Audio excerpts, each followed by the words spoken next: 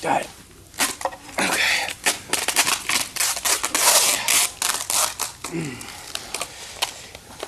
You ever see the movie 300? There's a power that comes with intimidation. And I will intimidate my enemies. I will put on a suit of armor. I will go to war. So you better be ready, Daniel. Ow! My hair. God damn it.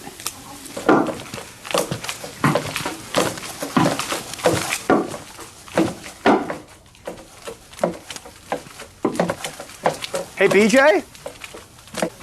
What I need from you is there a way, if we could paint these so they look like wingtips, like a brown or something, or add, yeah, if we could add like a shoelace. This is good. I don't think this will be good for chase scenes, but it'll be good for like the round table stuff. I'll put them in my trailer. Okay, I'll send somebody. I'll never forget the day that I got the call for this show. I just walked out of a callback for Home Alone 2. I didn't end up getting that part based on a couple of things. One of them was that they felt a 26-year-old Home Alone, the stakes weren't high enough. And two, they did a political hire and they went with the guy from the first one. What is your biggest fear of the Abominable Snowman? And this is not funny, this is not a joke, this is not a bit. I am mortified. I am deathly afraid. If I even go to a place and I think the Abominable Snowman might be there, I don't go. If I am going to Nepal on a little trip up into the mountains of Himalaya and I have a Sherpa guide and he's got a long wispy beard that turns into a mustache and he looks at me and he says the Abominable Snowman might be here, I say, no thanks, and I go home and cry for days straight. Matthew is the Joker on set. My friend goes into this bar in Reno. It's just for hiring, right?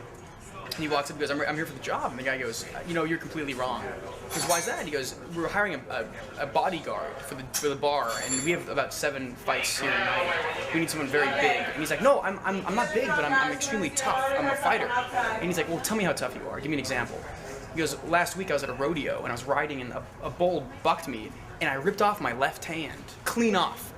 But I ran back, I grabbed my hand, and I sewed it on myself backstage. And I came back out on the 4th bull, and I won the rodeo. And the guy goes, that is tough. You got the job. And he goes, all right. So bad, but so good. Not even an ounce of laughter, not even a smile, not even a... I was pretty much relentlessly beat up in junior high, and no one believes it. I'm like, oh yeah, right, that guy's exaggerating. But I'm gonna show you a picture of what I used to look like, and you're not even gonna believe it's me. All right, are you ready? If I have to point it out because you won't catch it, that's me. I look like a sort of a fat Meg Ryan. My sister gave me a perm. She thought it'd be really funny, and I somehow let her. But yeah, it's pretty awful, right? Matthew has what they call dark eye syndrome. A little bit of a dark circles around his eyes that he likes to leave there, so we have this ongoing battle. I hate when they cover them up because it's not like, you know, I look like that every day. It's not like I was out late. And of course I tell him that he looks like, you know, a goth character, and he seems to like it. He likes the Halloween look. I'm standing in line and Shamar's like, hey Matthew, you got a quarter? And I'm like, what do you need a quarter? He's like, I need to donate to this charity. I'm like, what are you talking about? And then they have this laid out right by the line where everyone assembles for lunch with like a flower in front of it.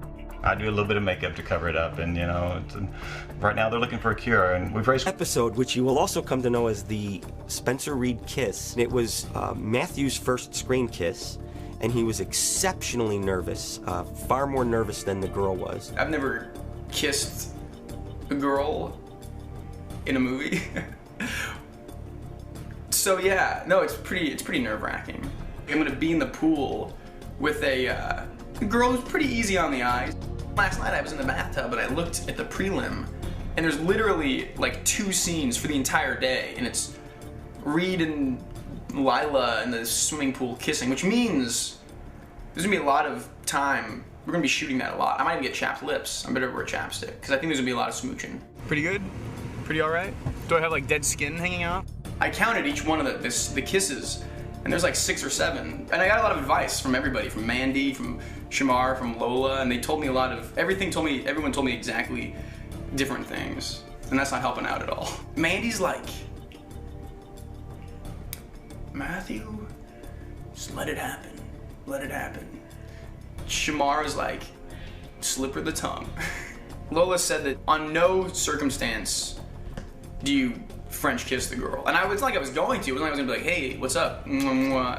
I've been doing this every night in the bathtub. And then I kind of think about it, and I go, soft. No, nothing. I don't know. I just memorize my lines, and I'm a little bit worried because the other thing I realized is, as far as your breath goes, you don't want it to be too fresh. Because if it's too fresh, she's like, what's that guy hiding? Well, it's kind of creepy, you know? It's like a little bit too much cologne. I kind of know this girl prior to this job, so it makes it all the more stressful. I hope she doesn't think that like I recommended her just so I could make out with her. Because really, I did recommend her, but it was more like they wanted someone that looked like Grace Kelly, and I was like, I know a girl looks like her, and I gave her the name, and then she happened to be the best. But now everyone's joking around like, oh, you just wanted to make out with her, and she was the best for the part, you know? But now I just feel like a scumbag. Hello, Amber, how are you doing today? Good, Mr. Booth. I like your shirt. Scary, right? Intimidating, right? Wow. Pretty scary, right? Kind of beautiful, you know what I'm saying? Did she hear me say that? She did, didn't she? That was loud. Yikes. Not cool, gubler. Not cool. I'm a little nervous. I'm not gonna lie. You've probably smooched a lot of people on screen. I've never smooched anyone in life or on screen. So today's the first day that it all happens. It's the magic. I've been taking lessons. Barry and Dane, and from you, BJ. Remember that pillow you made him? Your pillow with your face on? Yeah. Check his arms. I think he's holding it down. I've been doing. Oh yeah.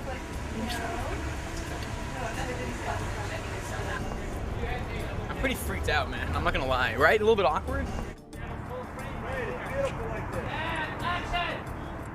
I've heard rumors that my voice dipped 17 octaves when I went into the pool, and I think that was sheer terror coming out, manifesting itself. It was terrifying, man. Beautiful girl in a pool, and I have to pull in.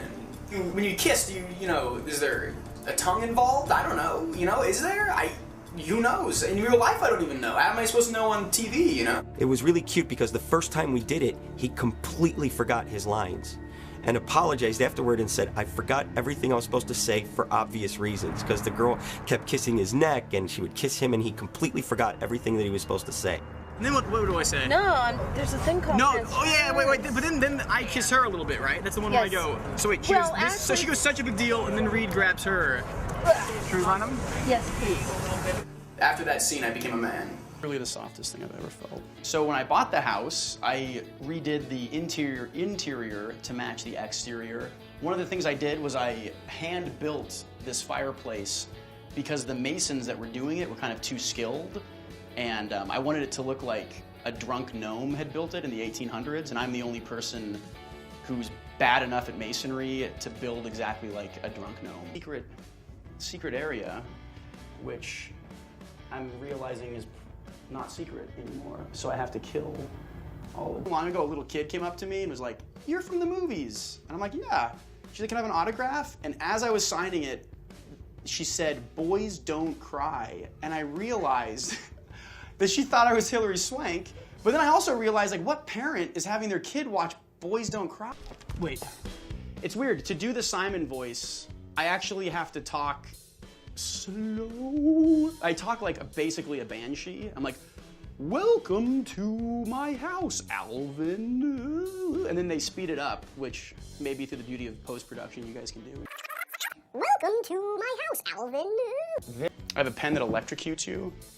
I like to keep it around, so if anyone breaks into my house and tries to like draw, they get electrocuted. I've electrocuted myself many times with is one of the screws that was in my knee for about 7 months. And I've saved it for a long time. I'm gonna give it to a special girl. So. Not even a smile? Not even a smirk?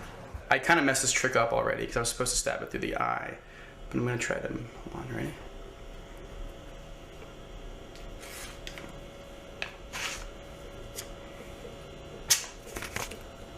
You can feel free to examine.